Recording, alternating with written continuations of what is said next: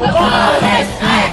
Abolish ICE! Let's talk abolish ICE for a moment. The demand first went mainstream after Americans watched children be violently separated from their families under Trump in 2017. That moment displayed just how cruel Stephen Miller's nationalist agenda could be. But for immigrant rights organizers and directly impacted people, this cruelty wasn't new. Since ICE was created in 2003, advocates have been calling for an end to detention and the dismantling of its enforcement arm. So what changed in 2017 wasn't the demand, it's how widely people were willing to listen. Even elected officials began saying the words abolish ICE. Let's be clear, under Biden, that demand didn't disappear. It simply winded down for the public, but not for advocates who had been doing this work all along. And that's part of how we got here. Democrats have consistently struggled to turn grassroots momentum into tangible change that better reflects the needs on the ground. Instead of leading boldly, they compromise before negotiations even begin. This cowardly habit of resuming business as usual politicking is dangerous and has had lasting consequences. Under the Biden administration, Democrats ended up supporting and funding the largest expansion to detention at the time. They helped build the detention infrastructure that Trump would re-inherit and maximalized. Following along, Democrats are guilty too for resuming business as usual politicking, voting in favor of more funding,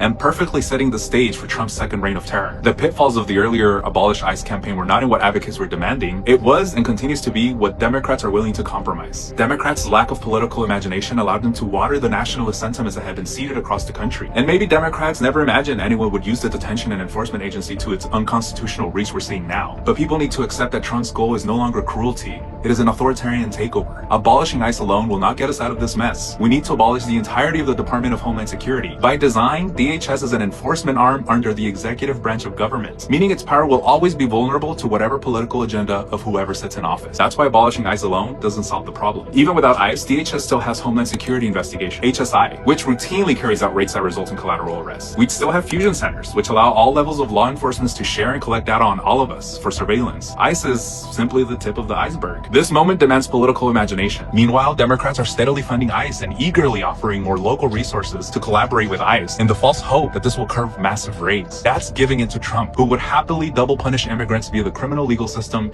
and then the immigration one. It's the same lack of imagination that led Democrats to vote for the Laken-Riley Act, a blatantly anti-immigrant bill that calls for 110,000 detention beds and gave $10 billion to ICE. And let's be honest, that's not even compromising, that's complicity. What we're witnessing isn't the creation of a new national police force, but the rapid and aggressive expansion of one that already existed, flooded with trigger-happy recruits who they are now aiming to give immunity to, with the sole aim of creating chaos across the progressive jurisdictions as punishment for their political beliefs. That's fascism. We must be bold in our aim to remove the arm of policing from being used by anyone and reimagine how we welcome people into this country. We need a diverse vision for our nation that we can all rally behind, one which honors the many Americans showing up to protect their neighbors. Therein lies a better vision for this country. Our aim to abolish ICE will be the first step into restoring our democracy and regaining the respect of our international community.